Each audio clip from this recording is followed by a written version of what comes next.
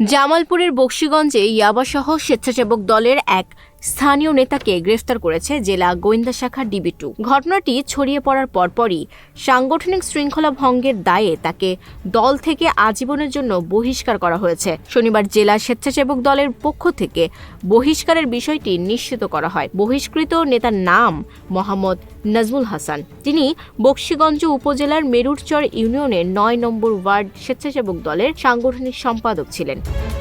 জেলা স্বেচ্ছাসেবক দলের আহ্বায়ক নুরুল মুমিন আকন্দ কাউসার জানান, মাদকের বিষয়ে কোনো ছাড় না দেওয়ায় কেন্দ্রীয় নির্দেশনার অংশ হিসেবেই তাৎক্ষণিক এই ব্যবস্থা নেওয়া হয়েছে। জানা গেছে, শুক্রবার রাতে গোপন সংবাদের ভিত্তিতে মেরুরচর ইউনিয়নের মাইছেনির চর এলাকায় অভিযান চালায় ডিবি-2। এ সময় নাজমুল হাসানের বাসার সামনে থেকে ৪০ পিস ইয়াবা ট্যাবলেট সহ তাকে গ্রেফতার করা হয়। পরে আইনি প্রক্রিয়া শেষে তাকে আদালতে পাঠানো হয়েছে।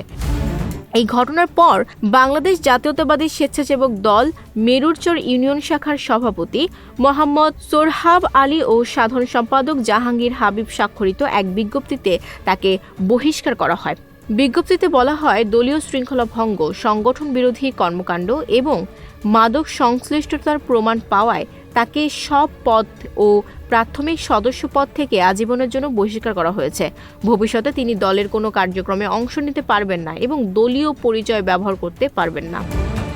এ বিষয়ে নুরুল মুমিন আকন্দ কাউসার বলেন, মাদকের সঙ্গে জড়িয়ে দলের গঠনতন্ত্র ভঙ্গ করায় নাজমুল হাসানকে বহিষ্কার করা হয়েছে।